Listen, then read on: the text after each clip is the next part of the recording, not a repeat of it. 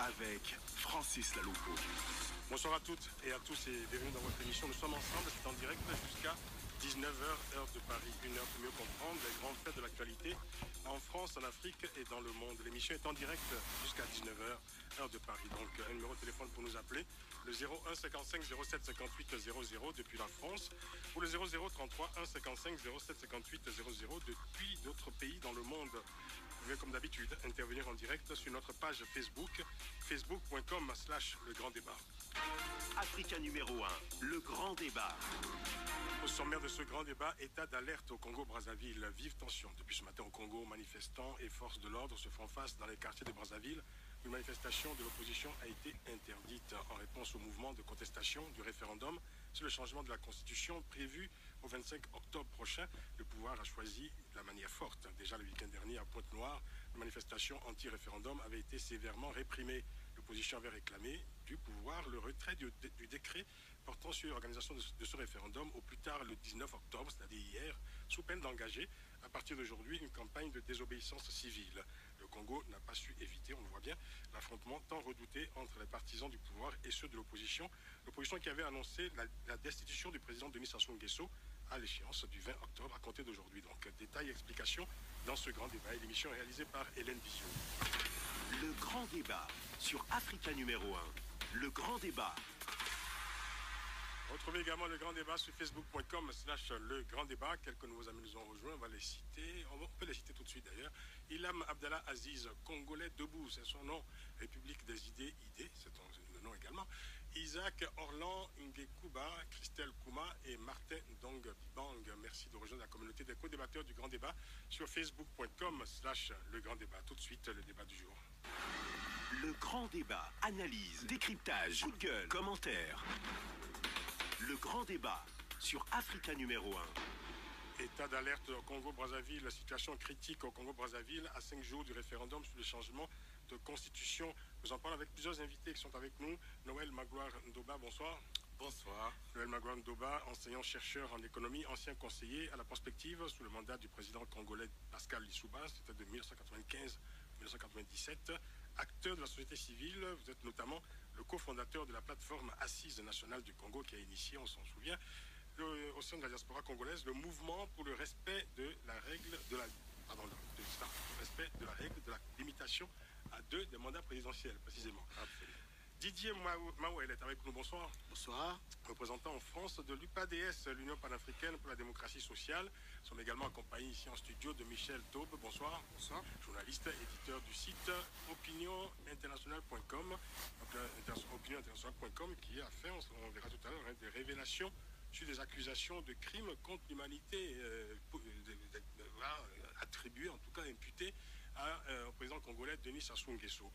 Et nous serons tout à l'heure au téléphone un peu plus tard avec Léon Juste Ibombo, secrétaire chargé de la communication et des relations publiques du M2NR, Mouvement National pour la Nouvelle République. Il est avec nous au téléphone depuis Brazzaville, on peut le saluer tout de suite. Léon Juste Ibombo, bonsoir. Léon Juste Ibombo, bonsoir. Il est à Brazzaville, il va nous répondre tout à l'heure. J'espère en tout cas que le téléphone fonctionne à Brazzaville. Nous serons au téléphone également depuis Lyon avec Jean-Noël Mabiala, linguiste et enseignant à l'Université Lumière Lyon 2. Il est président du MRC3, c'est un mouvement créé par la diaspora congolaise de Lyon pour dire non au changement de constitution. Mais tout de suite, avant d'entrer dans le vif du sujet, si je puis dire, non, vous voyez d'ailleurs pleinement, puisqu'on va rejoindre à Brazzaville d'Esther Trésor Omono, qui est présidente de l'association Jeunesse Consciente Dynamique, qui va nous dépeindre un peu l'atmosphère à Brazzaville depuis ce matin. Dexter Trésor Omono, bonsoir. Bonsoir Francis. Bonsoir, merci d'être avec nous. Alors, dites-nous, vous êtes à Brazzaville, quelle est l'ambiance actuellement à Brazzaville? Ok, donc à Brazzaville, depuis ce matin, comme vous pouvez le remarquer sur les antennes des radios internationales, vraiment, Brazzaville s'est réveillé très timide. La population, déjà sur les messages qui passaient depuis hier, la population s'est réveillée très timide, la ville était presque morte. Pas de magasins, pas de circulation, pas de taxi. Donc jusqu'à au moins 9h du matin, comme moi je suis entre l'aéroport de Maya et le palais présidentiel, dans un quartier qu'on appelle Batignolles. Donc c'est vers 9h du matin que j'ai entendu les tirs de gaz lacrymogène vers le sud, un quartier qu'on appelle Filou. Donc j'ai entendu les gars lacrymogènes, je suis surtout au bout vers l'aéroport, donc j'ai aperçu les BJ, au moins près de 10 BJ de la police, Oui. se dirigeaient vers ce quartier. Je me suis renseigné, on m'a dit non mais il y a des jeunes, qui voulaient faire une manifestation. Oui. Donc la police est partie pour les calmer. Alors C'est parti de là, il n'y avait pas que des jeunes qui étaient contre le référendum, mais il y avait aussi des jeunes qui étaient plutôt favorables au référendum, non, ce matin? Maintenant, ce qui m'a paru un peu bizarre, c'est ça, parce que on m'a dit que de l'autre côté, on interdisait aux jeunes de sortir, mais j'ai démarré ma voiture personnellement. Je suis allé à Mongali, j'ai vu les jeunes de la dynamique, dont M.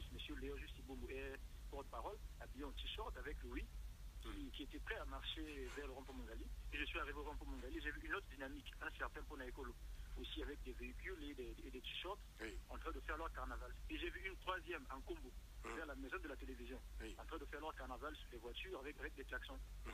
Maintenant, comme on me dit de l'autre côté, les jeunes veulent marcher et on va les disperser. C'est ce qui m'a paru un peu bizarre.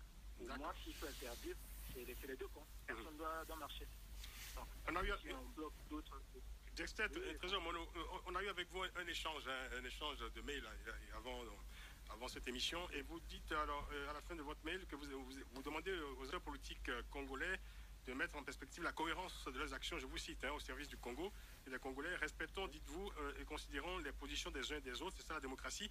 Vous avez l'impression aujourd'hui qu'il n'y a qu'une partie de l'opinion dont l'opinion est respectée et pas l'autre?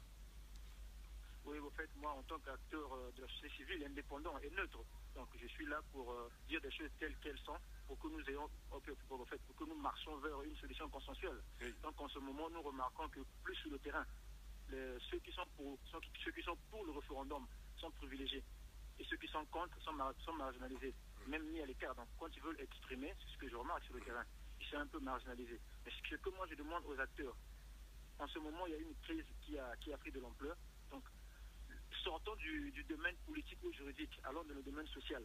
Donnons-nous la main, parce qu'il y a un problème. Le PCT fonde leur raisonnement sur des bases juridiques. Ouais. Base leur raisonnement sur des bases juridiques. L'opposition aussi ont des preuves juridiques. Donc on ne va pas continuer à rester dans un domaine juridique, allons dans le social, parce que la vie des Congolais qui sont en jeu, Francis. Ce matin, j'ai pris ma voiture, moi-même personnellement, mais j'ai vu le peuple congolais traumatisé. J'ai vu des gens avec des sacs, j'ai des photos, avec des sacs et des enfants à pied en train de marcher, aller dans les quartiers lointains. Qu'est-ce que vous appelez solution consensuelle? Non, pour moi, solution consensuelle, que faites une solution qui peut arranger les deux camps et que le président de la République tende la main à l'opposition. Parce que si on continue à se discuter, moi je suis pour, moi je suis contre, il n'y aura jamais de solution. Le président de la République ne va jamais se laisser faire. Et l'opposition, pareil. Comment voyez-vous cette solution consensuelle, avec ou sans le référendum? Bon, pour moi, je pense, même s'il faut aller au référendum, mais il faut que l'opposition regarde le texte, qu'ils approuvent ou pas, et qu'ils revoient le texte. Personnellement, mon association, j'avais même rédigé un petit projet de la transition que j'ai déposé à l'Union européenne. J'ai rencontré quelques ambassadeurs, autant celui du Tchad et d'autres pays. C'était un document avec des idées, que j'ai des grandes lignes que je leur ai remis, et essayer d'interpeller les acteurs politiques. Parce que vraiment, ce que j'ai vécu aujourd'hui, Francis, c'était pas bien. Le peuple congolais est traumatisé. Les voisins de mon quartier sont partis. Est-ce que le calme est revenu à Brazzaville? Pour finir, dernière question Dexter Trésor Omono, est-ce que le calme est revenu à Brazzaville à l'heure actuelle? Oui, Francis, oui, actuellement, je peux vous dire que le calme est revenu parce que j'ai vu les taxis. Les taxis ont commencé à fonctionner, j'ai même vu des bus, transports en commun, qui ont commencé à fonctionner, mais il y a encore la peur, dans la tête des Congolais. Il y a la peur dans la tête des habitants de Brazzaville, en tout cas, dites-vous. Dexter Trésor Omono, merci beaucoup. Je rappelle, vous êtes le président de l'association Jeunesse Consciente et Dynamique. Merci de ce témoignage, merci infiniment et bonne fin de journée à Brazzaville quand même.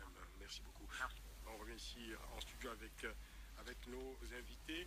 Noël Magloire Ndoba, on l'a vu, voilà, manifestation empêchée ce matin, réprimée même à coup de gaz lacrymogène, téléphone, internet qui était coupé, suspension du signal de Radio France Internationale. On a l'impression que les pouvoirs publics ont pris des dispositions pour contrer ce mouvement de contestation, des dispositions qui font penser un peu que le pouvoir ne veut pas que se produise au Congo, ce qui s'est produit il y a 1 an au Burkina Faso. Oui, il faut d'abord dire que ce pouvoir, il est dans l'illégalité aujourd'hui. Moi, je parle du point de vue d'un acteur de la société civile. Vous l'avez dit, je suis co-acteur dans les Assises nationales du Congo, qui est une plateforme qui, dans la diaspora, depuis juin 2014, a lancé une dynamique de rassemblement sur ce thème du non au changement de constitution pour faire respecter des articles qui limite à 2 le nombre de mandats successifs du chef de l'État. Et cela est une tradition congolaise, il faut le rappeler. C'est-à-dire que la conférence nationale en 1991 avait posé ce principe qui a été inscrit dans la constitution de 92. Et ce principe de la limitation à 2 du nombre de mandats successifs a été reconduit dans la constitution de 2002. C'est une chose très positive dans l'histoire du Congo et dans l'histoire de l'Afrique, puisque ça a été une tendance effectivement assez générale, mais le Congo l'a consacré comme condition intangible dans la constitution de 92, comme elle était, mais davantage d'ailleurs dans celle de 2002 que dans celle de 92. Le Congo et la RDC, la République démocratique du Congo, sont les 2 seuls pays à avoir consacré cette disposition comme étant intangible. Vous savez, le Burkina que vous évoquez, Compaoré avait le droit de faire organiser un référendum. Sur ce point, la révision était possible. Mais le peuple s'est soulevé parce qu'effectivement, plus de 30 ans de pouvoir, c'était impensable. Et la constitution avait été modifiée au Burkina Faso antérieurement. Hein. Voilà, elle avait été modifiée, mais on peut même rappeler que dans quelles conditions les Burkinabés avaient traduit la constitution en 3 langues, les 3 langues du pays, et ont pris plus de 6 mois pour discuter de cette constitution, pour l'expliquer aux populations. La précipitation, d'une part, avec laquelle M. Sassou Nguesso organise les choses au Congo, le viol total de la disposition, évidemment, qui consacrait une tradition tout à fait positive pour l'Afrique et pour le Congo, tout cela dénote d'une chose très évidente. M. Sassou a fait un coup d'État. Un coup d'État contre la Constitution, mais un coup d'État contre toutes les institutions que lui-même, il avait cherché à créer pour les besoins de sa longévité au pouvoir. Pour reprendre votre propos, vous pensez que le coup d'État est consommé ? Le coup d'État est consommé en ce moment, mais le peuple est en train de se révolter. Le peuple est en train de se révolter, donc on ne peut pas dire que le coup d'État de M. Sassou Nguesso est consommé. Il le consommera s'il réussit son référendum, mais même s'il le réussissait, cela ne tiendra pas longtemps, parce que du côté du peuple, c'est-à-dire du point de vue de la société civile qui pose la question de la citoyenneté et du respect des valeurs de la République comme règle fondamentale, il faut bien souligner que ce n'est pas un vulgaire débat juridique, c'est un débat sur des valeurs. Notre pays ne peut pas être une monarchie. Le Congo est une république qui doit se développer comme telle. Et cela est un exemple pour toute l'Afrique si jamais, effectivement, le peuple congolais d'ailleurs doit continuer cette lutte qui s'est déclenchée aujourd'hui. Noël Magloire Ndoba, merci. On va marquer une pause pour la publicité. Et on revient juste après, 2 minutes après, et pour écouter Didier Mawel. Michel Taube est avec nous également. Jean-Noël Mabiala est avec nous au téléphone depuis Lyon. Et Léon Justibombo depuis Brazzaville. Ne partez pas, nous revenons dans 2 minutes pour la suite de ce débat consacré à l'actualité au Congo-Brazzaville. A tout de suite. De 18h jusqu'à 19h, le grand débat avec Francis Laloupeau sur Africa numéro 1. État d'alerte au Congo-Brazzaville, situation critique au Congo-Brazzaville depuis ce matin surtout. Nous en parlons avec Noël Magloire Ndoba qui est avec nous. Michel Taube est avec nous également, journaliste éditeur du site opinioninternationale.com. Et nous allons rejoindre dans quelques instants nos invités au téléphone. Mais avant cela, on va vous écouter Didier Mawel, représentant en France de l'UPADS, l'Union panafricaine pour la démocratie sociale, parti d'opposition, parti historique s'il en est, devenu parti d'opposition bien entendu depuis quelques années. Que se passe-t-il exactement sur le terrain? Que fait l'opposition sur le terrain? Est-ce que l'opposition est à la manœuvre pleinement dans ces manifestations auxquelles on assiste depuis quelques jours? Alors, depuis la manifestation de Pointe-Noire, que tout le monde a suivi, où nous avons déploré 3 morts, mes condoléances à toutes ces familles-là. Les chiffres sont contestés, ils sont controversés en tout cas. Je me demande si les mamans qui sont en train d'enterrer leurs morts contestent aussi ces chiffres. Et où nous avons eu 11 blessés graves, depuis qu'à Ouesso nous avons eu aussi 5 blessés, le pouvoir a compris que nous n'avons absolument pas du tout envie de reculer. Nous avons des choses à exprimer au peuple congolais et nous allons les exprimer. Aujourd'hui, on leur avait donné un ultimatum. Le 19, c'était hier, il fallait que M. Sassou renonce à son projet de référendum illégal. Il ne l'a pas fait. Et bien pour nous, depuis 0 heure ce matin, M. Sassou n'est plus président de la République. Et M. Sassou ne veut de toute façon pas du tout dialoguer. Alors, les jeunes sont sortis. Les jeunes se sont retrouvés dans les rues. Les jeunes ont pris un certain nombre de villes de l'intérieur. Je vais citer Lutete, Madingu, Oyo, Owando, Wesso, Gamboma, Djambala, Makotipoko, Epena, Mfouati. Même Oyo. Même Oyo. La ville du président. Même la ville du président. Les gens manifestent. est-ce que... Non, mais précisez-le, c'est ça. Les gens... Est-ce que vous pouvez le préciser? Ils sont réprimés aussi, Oyo. comme les autres. À Oyo. Ils sont réprimés aussi à Oyo. Oui. Très bien. Mais à l'heure où nous parlons, on a écouté tout à l'heure ce jeune que nous avons eu au téléphone depuis Brazzaville, Dexter et Trésor Omono, qui nous dit comment tout le monde est rentré chez soi. Est-ce que finalement la répression des manifestations de ce matin ont découragé en quelque sorte, ont émoussé l'ardeur des manifestants? Ils ne se sont pas découragés. Il y a même le commissariat de Makele qui a été incendié. Il y a même la maison de M. Kolela, le petit frère Landry, qui a été incendié. Oui. Vous n'allez pas me dire que c'est un découragement. Non, ils sont remontés. Il faut qu'on leur donne la possibilité de s'exprimer. Et aujourd'hui, M. Denis Sassou Nguesso a décidé que personne ne devait s'exprimer. Ils ont coupé l'Internet, ils ont arrêté le téléphone pour certaines personnes. Et bien entendu, nous passons par des voies alternatives pour essayer de communiquer. Nous ne nous décourageons pas. Nous sommes là pour faire passer une chose qui est absolument essentielle. Une constitution, c'est la base d'une nation. La constitution de 2002, qui est la constitution de M. Denis Sassou Nguesso lui-même, eh bien, il la gardera, cette constitution, et nous la garderons avec lui. Vous nous direz tout à l'heure les scénarios de l'opposition pour les jours à venir. On est à J-5 aujourd'hui pour ce référendum qui est prévu pour le 25, qui n'aura pas lieu, dites-vous. On va écouter un commentaire de Michel Taube, journaliste et éditeur du site opinioninternationale.com. Vous suivez évidemment l'actualité au Congo. Quelle est votre réflexion aujourd'hui à ce stade de la situation, à ce stade de la crise que le pays vit depuis plusieurs semaines, voire plusieurs mois? Bah écoutez, j'ai envie de dire qu'il est temps que ça bouge, quoi, parce qu'effectivement, si le référendum a lieu ce dimanche, et je serai peut-être malheureusement moins optimiste que mon voisin, ce sera encore plus difficile de déloger Sassou Nguesso. C'est vrai, pourquoi le Congo-Brazzaville ne vivrait-il pas l'expérience qu'a connue le peuple burkinabé, qui a réussi à mettre dehors un dictateur? On avait aussi l'exemple du Burundi où ça s'est très très mal passé. Certains disent d'ailleurs que enfin, l'analogie est beaucoup plus évidente entre ce qui se passe aujourd'hui au Congo-Brazzaville et ce qui se passe au Burundi, davantage que ce qui s'est passé au Burkina Faso. Moi, ce que je veux dire, c'est que, vu de Paris, à Paris, il y a des opposants à Sassou Nguesso. Nous avons essayé, nous-mêmes, Opinion Internationale, mais d'autres acteurs également, de réunir les opposants pour leur dire, si vous voulez peser sur le destin de votre pays, mettez-vous ensemble autour d'une table pour avoir un discours commun. C'est très difficile à obtenir.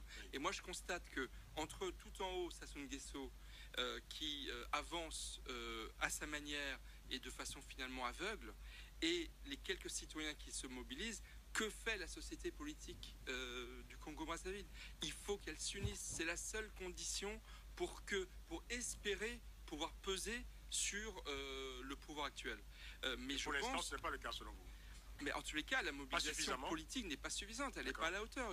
Il y a d'anciens ministres du général Sassou qui sont à Paris. Qu'est-ce qu'ils attendent pour se mettre ensemble autour d'une table et s'exprimer publiquement? Deuxième message à destination des citoyens congolais qui ont le courage de descendre dans la rue. Débrouillez-vous pour envoyer des photos, des images, des vidéos. C'est difficile, on ne voit pas. Coupé, oui, mais il y a toujours des moyens. On trouve toujours des solutions. Ce qui est incroyable avec le Congo-Brazzaville, à cause du pouvoir, bien entendu, qui est la chape de plomb du pouvoir, c'est qu'on n'a pas d'image. On est dans un monde d'images. On est certes sur une radio, mais s'il n'y a pas d'image, si on ne montre pas les choses, c'est difficile de mobiliser la communauté internationale. Il faut des images pour corroborer ce qui s'est passé à Pointe-Noire, pour corroborer ce qui s'est passé aujourd'hui à Brazzaville, parce qu'on manque de relais d'informations et de vidéos pour pouvoir faire monter en fait la pression sur le pouvoir actuel. On va écouter justement une voix qui vient du sein du pouvoir. Léon Justi-Bombo est avec nous, secrétaire chargé de la communication et des relations publiques du M2NR, Mouvement national pour la Nouvelle République, militant s'il en est de ce changement de la Constitution. Léon Justi-Bombo, vous êtes avec nous, bonsoir. Oui, bonsoir, monsieur Laloupo. Vous avez écouté les uns et les autres, évidemment. Alors moi, je vais vous poser une question pour commencer, Léon Justi-Bombo, parce que comment comprendre que le pouvoir ne cesse d'exalter le pouvoir du peuple depuis quelques semaines? On dit qu'il faut donner la parole au peuple est au centre de toute chose. Et finalement, ce pouvoir a du mal à accepter qu'une partie de son opinion, une partie de l'opinion nationale, une partie de ce peuple, justement, puisse manifester son rejet de son projet? Écoutez, merci bien Francis Laloupo pour l'invitation. Je voudrais d'abord rectifier, hein, je ne suis pas du pouvoir, je suis un citoyen qui milite pour l'avènement d'une nouvelle république dans notre pays. Et cela ne date pas d'aujourd'hui. C'est une nuance. Concernant les manifestations, concernant les... Allô? Oui, allez-y. Concernant les manifestations, oui, ouais, je voulais dire, le pouvoir n'a jamais interdit aux populations de manifester paisiblement. La preuve, il y a eu un meeting de l'opposition ici à Brazzaville, le 27 septembre dernier, et qui a drainé du monde, on parle de 30 000 personnes. Il n'y a pas eu de grabuge, il n'y a pas eu d'incident. La preuve encore, l'opposition dite radicale a organisé des meetings à Indonésie, à l'intérieur du pays. On a vu à l'UTT, en Caï, il n'y a pas eu de grabuge, il n'y a pas eu d'interdiction, il n'y a pas eu la police qui est venue. Il y a eu un meeting organisé à Pointe-Noire, sous... c'est le pouvoir qui a autorisé. Le pouvoir qui a autorisé que le meeting se déroule à Pointe-Noire. Bon, c'est vrai, on déplore les incidents. Et ce matin, on ne sait pas encore. Et pour ce matin, je ne peux pas m'avancer, je ne peux pas. Les manifestations étaient autorisées ou quoi? Mais laissez-moi terminer. Allez-y. Justement, je voudrais répondre à Dexter d'abord, qui est mon compatriote de la société civile. Et il n'a jamais été fait mention par le ministre de l'Intérieur d'interdire les manifestations à propos du oui ou du non au référendum. Non, c'est archi faux. Ce qui a été interdit, ce sont les places publiques qui sont des symboles de la République. Parce que qu'est-ce que nous avons entendu? Nous avons entendu une partie de l'opposition radicale, évidemment ils l'ont dit, avec assez de véhémence, que le 20, ils ont, au lieu d'être un mouvement pacifique pour faire prévaloir des idées, c'est-à-dire parler de cette désobéissance civile dans le sens démocratique, mais on a vu qu'il y a des appels à la destitution du chef de l'État, ce qui est autre chose. Il y a des appels à l'insurrection. Donc, on n'a pas interdit aux populations de manifester pour le oui ou pour le non référendum. Il y a même le président de la CONEL qui a été clair. Il a dit tant que nous, au niveau du M2NR, on organisait un carnaval.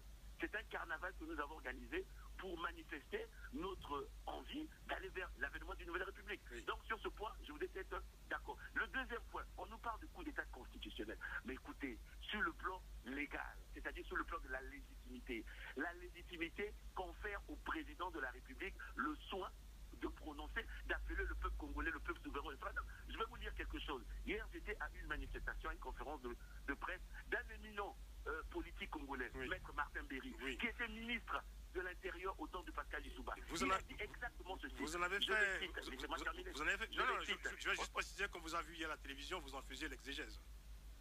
Ben, tout à fait, exactement. Il dit exactement ceci. Dans quel pays du monde peut-on contester, au vu de la Constitution, au président de la République le droit d'organiser un référendum, quelles que soient les objections d'opportunité qu'il pose? Sur le plan légal, le président est fondé à organiser un référendum. Sur le plan de l'opportunité, ben, ce n'est pas un débat actuel. Il nous souviendra, M. Francis Laloupo, que les acteurs politiques de l'actuelle opposition radicale, eux tous, ils étaient contre la Constitution du 20 janvier 2002. Il y a même un acteur politique qui a dit, si je suis élu, je vire cette Constitution à la poubelle. Laissez-moi terminer encore. Vous connaissez la règle du jeu de l'émission. Non, vous allez reprendre votre propos. Ne vous inquiétez pas. Vous allez le reprendre là où on l'aura interrompu. C'est pour la publicité, hein, c'est pour la bonne cause. On revient dans 2 minutes. À tout de suite. Jusqu'à 19h, le grand débat avec Francis Laloupo sur Africa numéro 1. État d'alerte au Congo-Brazzaville, on rejoint tout de suite Léon Gistibombo qui va pouvoir donc terminer son propos. Mais alors pour alimenter votre conclusion, Léon Gistibombo, hein, parce que je vous invite plutôt à conclure votre propos, expliquez-nous quand même pourquoi ce matin Internet a été interrompu, le téléphone également, suspension du signal de Radio France Internationale. Hein. D'ailleurs hier à la télévision, je vous ai bien suivi, vous fustigiez allègrement nos confrères de Radio France Internationale, hein, qualifiés par certains ministres aujourd'hui de Radio Mille Collines, etc. Il y a quand même là des dispositions qui sont prises par la puissance publique congolaise, hein, pour, je dirais, isoler en quelque sorte toute manifestation anti-référendum, non? Non, je ne peux pas le dire. Et puis bon, je ne connais pas... Pourquoi le signal d'une radio a été interrompu? Mais laissez-moi, vous avez pourquoi posé les la question, téléphones ont été coupés? Pourquoi Internet a été coupé? Vous m'avez posé la question, M. Laloupo. Laissez-moi alors répondez-moi directement. Voilà, je vous réponds. Bon, concernant RFI, c'est inadmissible qu'une radio aussi, on va dire, noble que RFI puisse utiliser du faux pour instrumentaliser les populations congolaises. Nous l'avons démontré hier. Et c'est inadmissible qu'on puisse faire de Vous n'avez la rien sorte, démontré alors hier que dans cette émission que on j'ai a regardée. démontré- Maintenant, vous avez traité cela, les journalistes on a de démontré- petits journalistes. Écoutez, C'était plutôt des injures que des écoutez, démonstrations. Écoutez, monsieur Laloufo, laissez-moi terminer. RFI a utilisé une photo, une image de la révolution au Burkina Faso pour faire comprendre aux populations que c'était au Congo, alors que c'est faux. Et c'est archi faux. Bon, moi je vais revenir C'était une sur analogie qui l'essentiel. était établie. Sur l'essentiel, je vais revenir sur l'essentiel. Lorsque j'ai entendu la photo, mon hein. frère Mawel, lorsque j'ai entendu mon frère Mawel dire que se réjouir de ce que l'on ait incendié les domiciles ou de ce que l'on ait incendié les édifices publics, Oui. je me dis, quel type de politique pour le Congo? Pourquoi vous ne Parce que répondez pas? lorsqu'on Pourquoi le dit- téléphone a été mais- coupé? Pourquoi Internet a été coupé ce matin? Je vous ai posé mais la question, le téléphone, répondez-moi. je n'en sais rien. Vous m'appelez là, c'est que le téléphone n'est pas coupé. Ça a été rétabli. Si on est en train de... Mais Ce matin, c'était on est impossible en de train joindre qui que ce soit à converser. Brazzaville. Écoutez, les problèmes de télécommunication au Congo ne datent pas de maintenant. Et Internet, d'autant plus que pourquoi ça a été coupé? la RPCE, laissez-moi terminer, monsieur Laloupo. La Répondez-moi. RPCE, c'est-à-dire que l'organe qui régule les télécommunications au Congo, a infligé des amendes aux différents opérateurs parce qu'ils avaient un problème de signal. Et c'est une autorité publique. Donc on ne peut pas faire un procès pour dire que non, ce serait le pouvoir qui D'accord. aurait interrompu les liaisons. Non, moi je veux revenir Rapidement, encore. on va Mais écouter les monsieur autres Mawel, invités, s'il vous plaît. Monsieur Mawel, comment est-ce Est-ce que vous Mawel, trouvez qui normal prétend Non, demain- mais attendez. qui prétend demain gouverner Il va les conclure. Congolais, accepter, se réjouir qu'on ait détruit les édifices publics, qu'on ait détruit les maisons des individus. Mais c'est... Il va vous répondre. Il va vous répondre tout de suite. Léon Juste resté. Léon Juste rester en ligne. Léon Justibombo, Michel, je ne me pardon, réjouis pas Didier de ce Mawel. que cela se soit passé. Je donne une information. Cela s'est passé. Je suis en train de dire que le peuple est exaspéré. Le peuple est exaspéré, alors il devient difficile de l'encadrer. Ils l'ont fait. Je n'ai pas dit que je les encourageais. Je n'ai d'ailleurs jamais encouragé la violence. Ça ne fait pas partie de nos valeurs. Mais par contre, vous, monsieur Ibombo, je ne parle même pas des autres, je ne parle pas du pouvoir entier. Je parle de vous, monsieur Ibombo. Mais vous êtes de ceux qui amènent la tricherie dans ce qui va se passer. Vous voulez de ce référendum et vous savez pourquoi? Parce que vous, monsieur Ibombo, vous êtes inscrit plusieurs fois sur les listes électorales. Vous avez en numéro d'inscription DJI 00-244-70 une carte d'électeur. Et là, vous êtes né en 1978. Et pourquoi il a le droit, non? Il est né en 1972 et il a une deuxième carte d'électeur. Ah oui. Monsieur Ibombo, je ne veux pas chercher les autres. Je commence par lui. Il a deux cartes d'électeur et il en a peut-être Vous d'autres. traitez M. Ibombo de faussaire. Il participe avec Oui. la CONEL actuelle à ce, Il va vous à ce répondre. rituel. Il va vous répondre. de Mais avant monsieur, cela, on va écouter Noël Sassou. Magloire Ndoba qui demandait la parole depuis tout à l'heure. Oui, merci. Mais je voudrais dire que ce que j'entends de M. Ibombo reflète un comportement qui est aujourd'hui le facteur le plus favorable à l'implantation ou à la poursuite des manœuvres criminelles de M. Sassou Nguesso. Je parle de criminalité politique, je parle de criminalité économique, puisque nous y arriverons pour dire que M. Sassou Nguesso se maintient au pouvoir parce qu'il a été tellement criminel sur le plan de l'économie qu'il ne peut pas ne pas rester président à vie. Autrement, il aurait trop de comptes à rendre au peuple. Bon, mais M. Ibombo est dans le mensonge total. On ne peut pas dire que le débat juridique est épuisé, que le président de la République a raison, que M. Mbéry a raison. On se félicite de ce que M. Mbéry est dans des alliances politiques avec M. Sassou Nguesso. Depuis Nous les connaissons bien. 1963. Et il n'y a pas que M. Mbéry. Il y a cette génération de jeunes cadres, de jeunes intellectuels qui ont ignoré complètement ce que le Congo a eu comme histoire de dignité. J'ai des textes ici de Jacques Opango refusant des fonctions auprès de Marien Ngouabi avec M. Kikungango, avec M. Tchitchele, avec Nzalakanda, Nkewa, des gens du Nord et du Sud. Opango du Nord, il refuse d'être procureur ou d'être ambassadeur et tout ça parce qu'il estime que le pouvoir, à cette époque, nous sommes en 1976, a été criminel. Et aujourd'hui, on doit pouvoir dire, quand on est honnête, que le régime de Sassou Nguesso ne peut pas être un régime qui peut encore tenir pour faire fonctionner un Congo et créer les conditions d'une nouvelle république. La nouvelle république, elle naîtra, mais des conditions que le peuple aura créées en disant d'abord à M. Sassou qu'il doit quitter le pouvoir. dégager. On ne peut pas faire du Congo ce que Ben Ali a fait de la Tunisie, c'est ça l'évidence. Il ne faut pas amener les Congolais à raisonner comme s'ils étaient dans un monde fermé, comme si c'était une Corée du Nord. Les Congolais doivent et ils peuvent accéder à ce qui se passe dans le reste du monde. On sait qu'au Burkina, la révolution qui s'est faite, c'est dans un pays où la Constitution permettait néanmoins au président de faire ce référendum. Mais le peuple s'est soulevé parce que voilà un homme qui avait fait plus de 30 ans. Sassou Nguesso a fait plus de 30 ans, a commis de nombreux crimes politiques, de nombreux crimes économiques. Et on doit aujourd'hui être en mesure de dire stop. Et parce qu'en même temps, d'autres pays, on parle de problèmes juridiques, etc. Le Sénégal, le président Ouad a tenté les mêmes manœuvres que Sassou Nguesso a essayé de faire. Il est allé plus loin, il a fait venir des grands juristes pour organiser des colloques, etc. Mais le peuple sénégalais a dit non. La Constitution doit être respectée et doit être appliquée. Merci. Dans le cas du Congo, effectivement, le peuple doit poursuivre cette lutte qui se mène. Et ce n'est pas qu'à Brazzaville, c'est à Pont-Noir, c'est à Dolisie, c'est partout. Mais attention, il y a Sassou avec des gens comme celui que j'ai entendu, votre monsieur Ibombo, qui sont en train d'instrumentaliser un phénomène très dangereux pour le Congo. C'est opposer le nord au sud. Aujourd'hui, la répression se fait contre les populations qui sont au sud de la capitale. Et on a entendu cela tout à l'heure, d'après le témoignage. Et la répression se fait contre les populations qui sont dans les villes du sud du pays. Alors qu'au nord, effectivement, on l'a dit, il y a aussi des populations qui se révoltent. Bon, si elles sont réprimées au nord, si elles sont réprimées au sud, mais dans la capitale, ce que l'on voit de manière évidente, c'est qu'on veut instrumentaliser les populations du nord contre les populations du sud. Merci. Et ça, Sassou est un coutumier du fait. Noël Ndoba, merci. Écoutez, il y a quelqu'un qui a Je chanté voulais donner juste rapidement. une petite précision parce que... Oui, non, mais c'est très important. Vous voyez, quand M. Ibombo essaie... Parce qu'il est au de faire téléphone, passer... M. Ibombo. Oui, Il faut mais qu'il vous justement, réponde, quand même. il m'écoute. Il essaye de faire passer des messages qui sont faux. Le meeting de Pointe-Noire, nous l'avons obtenu de haute lutte. Vous savez que l'autorisation pour ce meeting, nous avons pu l'obtenir dans la nuit du 16 au 17. Demandé depuis très longtemps.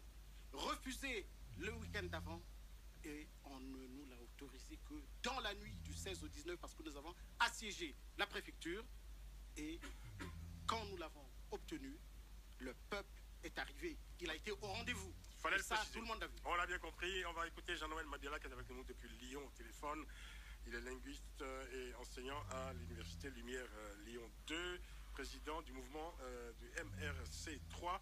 Jean-Noël Madiala, bonsoir. Rapidement, on va pouvoir vous écouter, nous donner...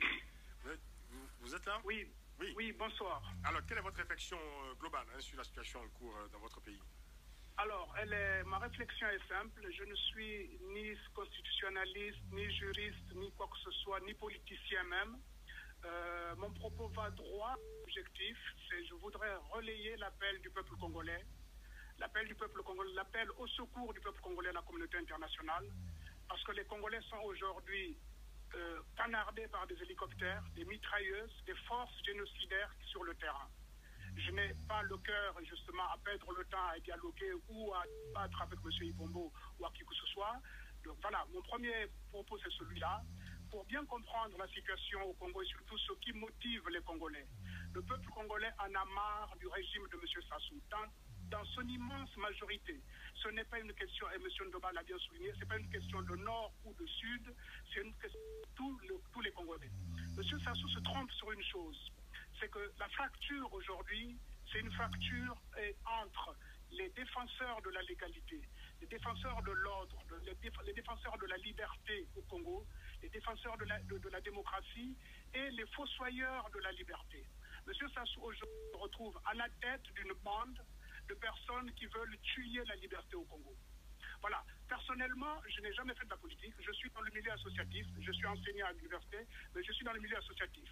Depuis que M. Sassou est arrivé au pouvoir en 1997, jusqu'en 2002, j'étais à distance, je me suis tenu à distance la politique du Congo depuis le début. En 2002, grâce à sa constitution de 2002, il a acquis un semblant de légitimité. Et beaucoup de gens lui ont reconnu cette légitimité parce qu'il y a eu référendum. Même s'il y a eu tricherie, on a acté ce référendum, on a accepté cette constitution. Personnellement, j'ai accepté, dans mon milieu associatif, dans mes projets associatifs, le travail avec les autorités congolaises. J'ai reçu des ministres à Lyon, j'ai reçu le grand frère du président de la République à Lyon, ce qui me vaut aujourd'hui certaines critiques me traitant de vendu. Je m'en fous littéralement parce que j'ai accepté la légitimité de ce pouvoir. Aujourd'hui, M. Sassou... En conclusion, s'il vous plaît, M. Madiala. M. Sassou nous trahit et je pense qu'aujourd'hui, le peuple congolais demande son départ. Le peuple congolais exprime le dégoût par rapport à l'immoralité de ce règne. Le peuple congolais refuse de courber les chines face à ce dictat, face à la brutalité du régime de M. Sassou. Et le peuple congolais dénonce et décide de sanctionner la forfaiture de M. Sassou. Le peuple congolais veut sanctionner le parjure de M. Sassou et la Constitution nous en donne le droit. Voilà, dernier mot. Il ne s'agit pas d'opposants revanchards ou de quoi que ce soit. J'ai entendu tout à l'heure dire que l'opposition était divisée, mais il ne s'agit pas de division, il s'agit de diversité. L'opposition est diverse. Nous sommes aujourd'hui face à un ennemi commun, le projet macabre de M. Sassou, la violence de M. Sassou. Nous voulons faire tomber M. Sassou. D'abord, M. Sassou est tombé de lui-même. Il a remis en cause son régime en voulant changer la Constitution. Merci. Donc, le moment du débat viendra, le moment les partis d'opposition, quand ils seront en campagne, ils s'exprimeront, ils exprimeront leur projet de société. Dans la diversité. Pour l'instant, un objectif commun, c'est faire respecter la Constitution au Congo. C'est l'objet de mon projet avec le MRC3. Merci beaucoup. Vous êtes bien sûr le président de ce mouvement, le MRC3, mouvement qui a été créé par la diaspora congolaise de Lyon pour dire non au changement de constitution au Congo-Brazzaville.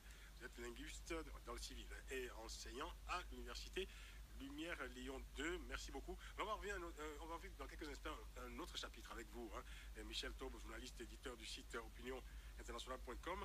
Votre site a publié, c'était en juillet dernier, fin juillet, une série de documents sur le président congolais et des documents qui accréditent la thèse selon laquelle le projet du président Denis Sassou Nguesso de modifier, enfin de se maintenir au pouvoir date de plusieurs années. Mais là où l'affaire se complique évidemment pour les lecteurs, c'est que vous publiez des documents qui accusent le président congolais de crimes contre l'humanité.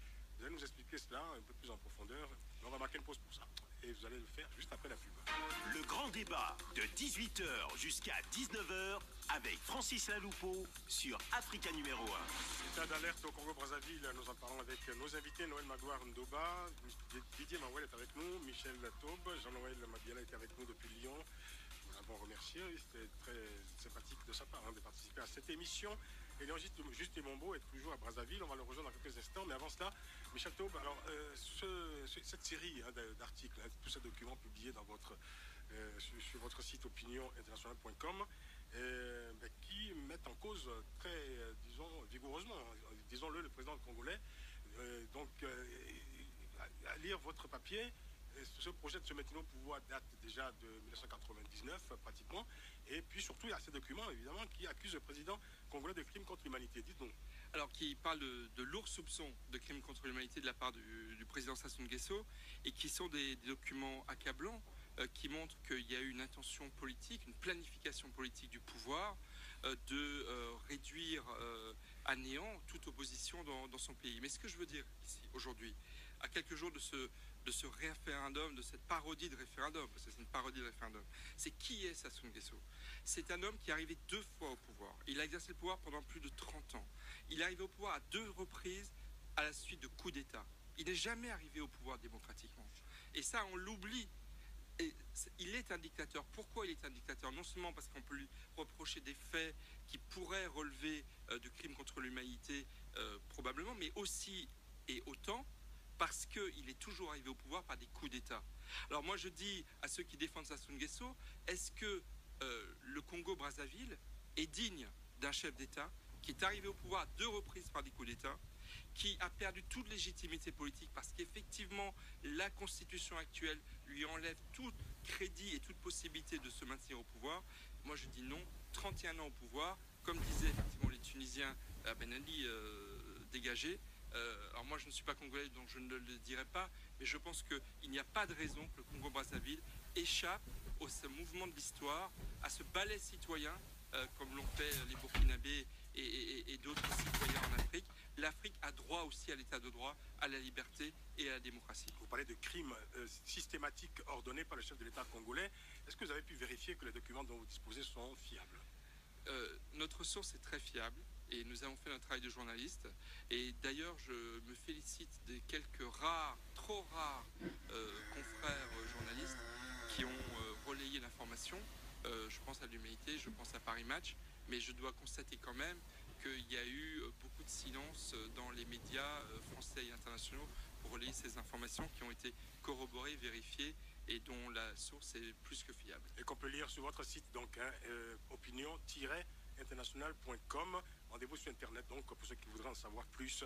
Léon Gisti-Bombo, réponse, il nous reste très peu de temps, vous avez 2 minutes, vous pouvez le faire pour nous apporter une réponse synthétique à ce que vous avez entendu depuis tout à l'heure. Merci beaucoup, M. Lalufo. Bon, premièrement, ma carte d'électeur, c'est une erreur de frappe. La date de naissance, je suis bien né le 30 novembre, mais on l'a mis 78, mais je ne suis pas né en 78, je ne suis pas né en 38. Bon, pour ce qui est, vous êtes né en 68 et non pas en 72. Ça vous fait trois dates de naissance là. 1968, 1972 et... Ah ben attendez, Monsieur Ibombo, il faut être sérieux. Vous participez de la triche et vous trouvez des moyens pour essayer de justifier cela. Mais vous posez la question de on va laisser... Il a juste 2 minutes, Léon Gisti-Bombo. Il faut qu'il aille jusqu'au bout de son propos. Léon Gisti-Bombo, allez-y. Je réponds. Bon, parce qu'il y a des non-dits. On a parlé du Burkina Faso. Au Burkina Faso, ce n'était pas un référendum. Le référendum, c'est l'expression suprême de la démocratie. Au Burkina Faso, c'était les députés burkinabés qui devaient trancher la question de l'évolution de la constitution Burkina Faso. Concernant l'opposition... Et décider d'un référendum. Et décider d'un référendum, il ne faut pas être ignorant à ce point. Laissez-moi terminer. Concernant que le pouvoir est en train d'opposer le nord et le sud, je tiens à vous dire, parmi les opposants radicaux, il y a Blanchard Oba. Il est du nord. Donc Blanchard Oba, il compterait pour qui? Puisque vous dites qu'on est en train d'opposer le sud. Mais je vous signale que Blanchard Oba est du nord. Et qu'au Congrès sanitaire est déplacé. Je vais continuer. Là n'est pas le problème. Vous êtes en train de fêter, vous, à faire avec votre carnaval, alors qu'on est en train de réprimer dans le sud de la ville. Vous fêtez avec les pétrodollars que le pouvoir vous donne pour manipuler les gens, pour faire de l'instrumentalisation ethnique et tribaliste.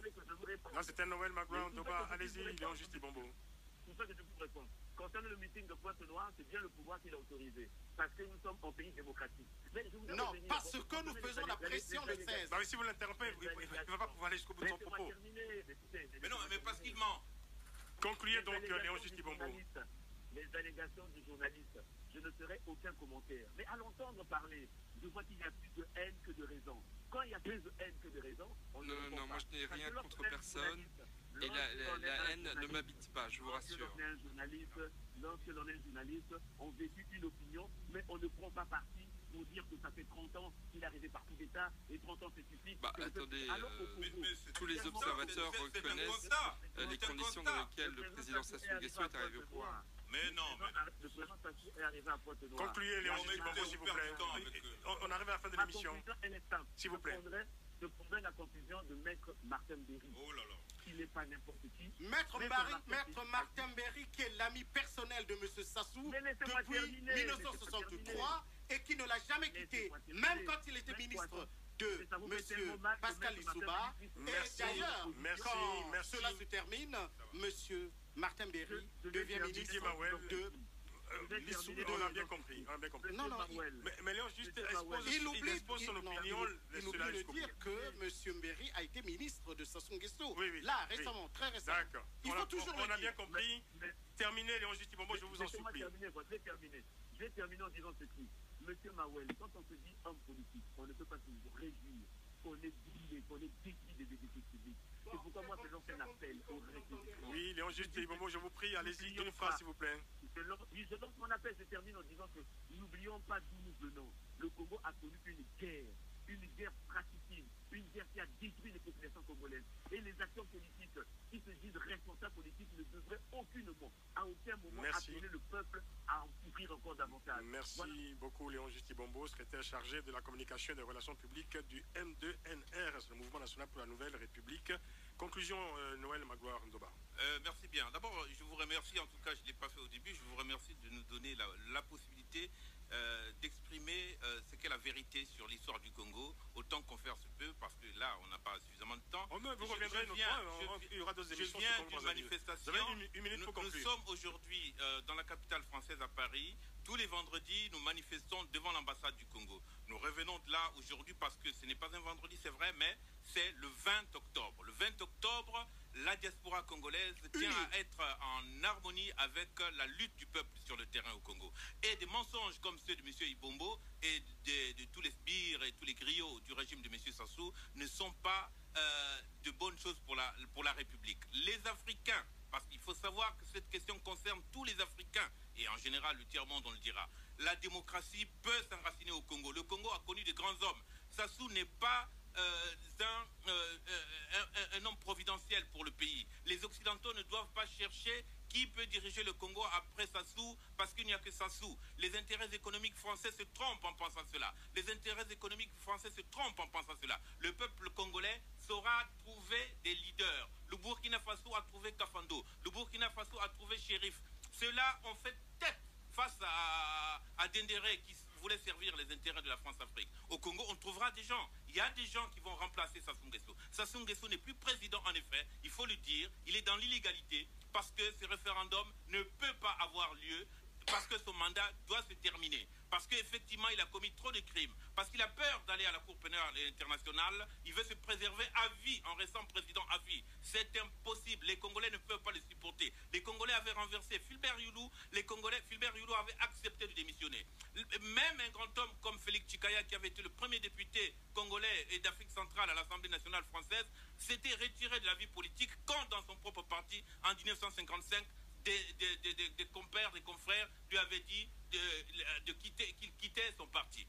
De même, Massamba Deba a refusé en 68 de prendre les fonctions parce que les militaires, tout en faisant le coup d'État, voulaient le conserver à la tête du pays. Massamba Deba s'est retiré parce que l'honneur était... Sassou n'a pas d'honneur, il ne porte pas de l'honneur du pays. Merci beaucoup Noël Magouan-Doba. Oui. Didier Marais, du coup vous avez 30 secondes. 30 secondes, oui. C'est suffisant pour rappeler un certain nombre de choses. On nous dit que nous n'avons pas aimé la Constitution. Eh bien, je vais vous dire que le résultat du référendum de 2002 donnait 99% de oui pour cette Constitution. Donc, si M. Sassou ne se dédie pas, c'est tout le peuple congolais qui l'avait voté. Ça, c'est d'un. Et de deux, où est passée la communauté internationale? Elle attend que nous ayons des morts. Elle attend qu'il y ait des morts au Congo pour faire l'ambulancier.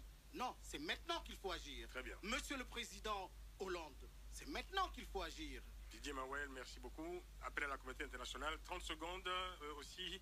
Michel Taube, rapidement. Vous pouvez le faire, vous êtes journaliste, vous pouvez le faire. La communauté internationale va se bouger si le peuple congolais se soulève pacifiquement, évidemment, mais se soulève. Et c'est vrai que je pense que là, on est au début d'un processus qui, on peut l'espérer, ne s'arrêtera pas au-delà même du vote de cette constitution s'il arrive d'ici dimanche. Mais ce n'est qu'un début d'une mobilisation qui doit amener le Congo à passer à la démocratie enfin. Juste une information. Merci Il à existe tous. le Merci focal infiniment. IDC Rendez-vous demain pour qui une réunit édition toute l'opposition. du Grand Débat. Bonne soirée à toutes et à tous à l'écoute de la radio africaine. À demain.